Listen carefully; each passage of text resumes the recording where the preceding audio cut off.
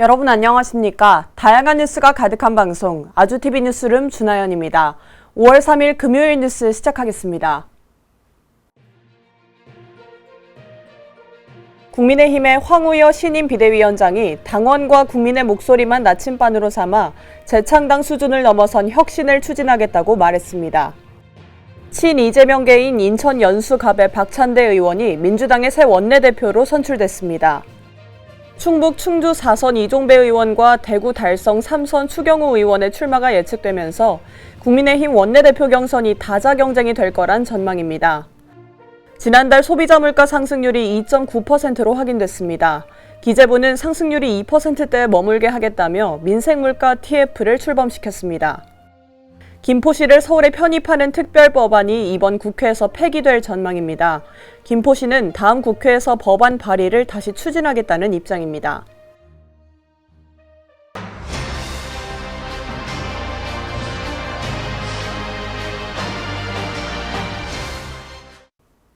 국민의힘의 황우여 신임 비대위원장이 당원과 국민의 목소리만 나침반으로 삼겠다고 말했는데요. 그러면서 재창당 수준을 넘어선 혁신을 추진하겠다고도 강조했습니다. 국민의힘 황우여 신임 비대위원장은 취임 기자회견에서 당원과 국민의 목소리만이 이번 비대위의 나침반이 될 거라고 밝혔습니다. 이어 비대위는 재창당 수준을 넘어선 혁신을 추진하겠다고 강조하기도 했습니다. 차기 지도부를 뽑는 전당대회까지 당을 운영하게 돼 실무형 비대위로 불리지만 비대위의 다른 역할에도 소임을 다하겠다는 뜻을 내비친 겁니다. 황 비대위원장은 국민이 됐다고 할 때까지 쇄신하겠다면서 더 많은 국민과 함께하도록 포용의 정당으로 거듭나겠다고 말했습니다. 그러면서 당의 관리와 혁신을 구별하지 않고 주어진 당무를 수행하겠다며 당의 혁신을 위해서도 노력하겠다고 덧붙였습니다.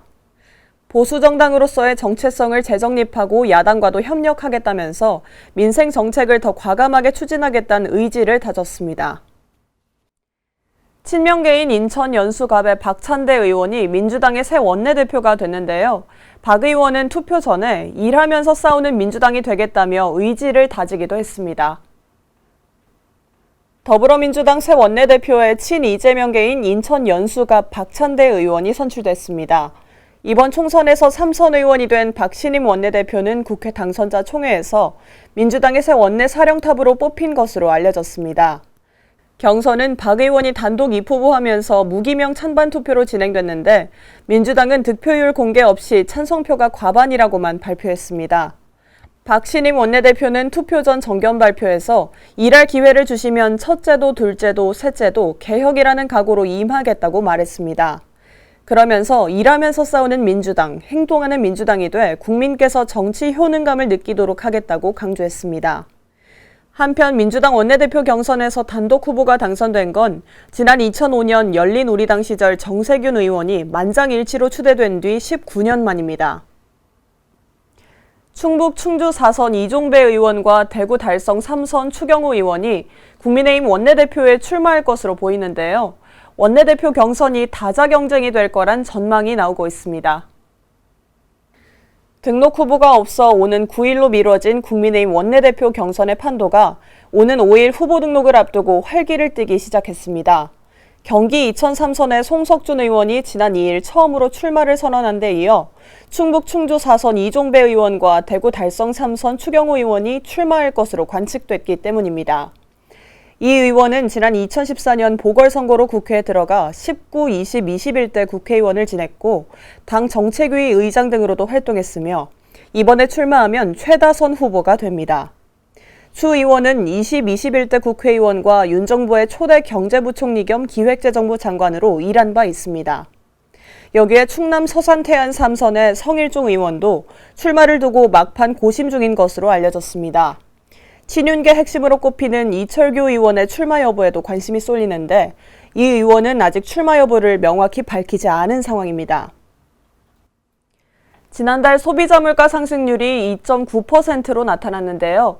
상승률이 2%대에 머물게 하겠다며 기재부가 민생물가 TF를 출범시켰습니다. 기획재정부는 물가관계 부처회의에서 2%대 물가 상승률이 안착할 때까지 품목별 가격과 수급에 더 신경 쓰겠다고 밝혔습니다. 특히 농산물과 관련해서는 배추와 무의 정부 비축분 방출을 이어가고 이번 달에 배추와 포도 등의 신규 할당 관세가 적용될 수 있도록 노력하겠다는 입장입니다. 수산물의 경우 지난달 말부터 국내 공급이 시작된 원양산 오징어를 오늘부터 더 비축해 향후 수급 불안 가능성에 미리 대비할 예정입니다. 또 정부가 유류세 인하 연장과 원자재 할당 관세 인하 등 조치를 하는 만큼 국민 부담을 줄이기 위해 업계도 계속 동참해달라고 요청할 계획입니다. 석유류와 가공식품, 외식업계 분야 등에서 가격 인상에 편승하지 않도록 시장 점검도 이어나가기로 했습니다. 김범석 경제금융비서관은 새로 출범한 민생물가 태스크포스로 부처 사이의 벽을 허물고 구조적인 개선 방안을 위해 긴밀히 협력해달라고 당부했습니다. 김포시를 서울에 편입하겠다는 특별법안이 이번 국회에서 폐기될 전망인데요. 김포시는 다음 국회에서 법안이 다시 발의되도록 추진하겠다는 입장입니다.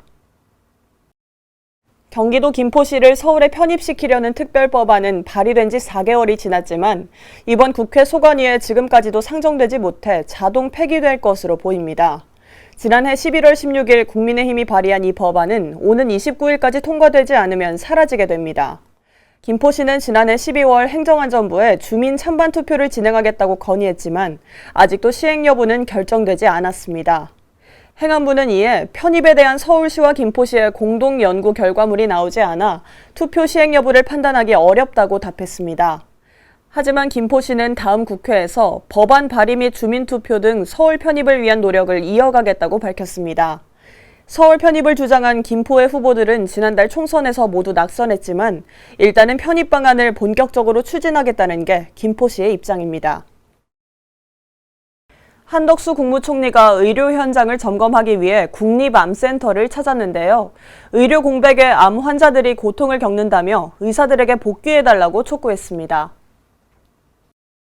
한덕수 국무총리는 국립암센터를 찾아 암 환자를 비롯한 많은 중증 응급 환자들이 치료와 수술 지연으로 큰 불안을 겪는다며 의사들에게 환자 곁을 지켜달라고 말했습니다.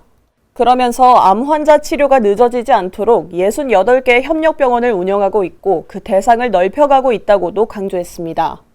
또 국립암센터 등은 콜센터를 설치해 암 환자의 수술과 치료를 돕고 있다며 정부는 콜센터 인력을 확충해 운영을 적극적으로 지원하겠다고 덧붙였습니다.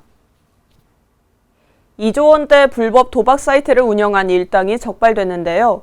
나이에 상관없이 가입할 수 있어서 10대 이용자도 상당수인 것으로 확인됐습니다. 인천경찰청 사이버범죄수사대는 도박 공간 개설과 국민체육진흥법 위반 혐의로 자금관리 총책 등 5명을 구속하고 현금 인출책 등 46명을 붙잡았습니다. 자금을 관리한 A씨 등은 지난 2021년부터 지난해까지 필리핀에 본사를 둔 불법 도박 사이트 29개에서 2조가 넘는 판돈을 거래한 혐의를 받고 있습니다. 이 사이트들은 회원가입에 나이 제한이 없어 용돈 계좌를 등록해 도박한 10대 이용자도 다수인 것으로 알려졌습니다. 경찰은 10대 이용자 112명을 적발했지만 나이 등을 고려해 훈방 조치 등을 취했고 대포 통장의 거래를 멈췄으며 사이트 접속을 차단했다고 밝혔습니다. 월남전 참전 60주년을 맞아 보훈부가 생존한 참전 유공자에게 새 제복을 지급합니다. 신청은 오는 20일부터 9월 말까지 받는다고 합니다.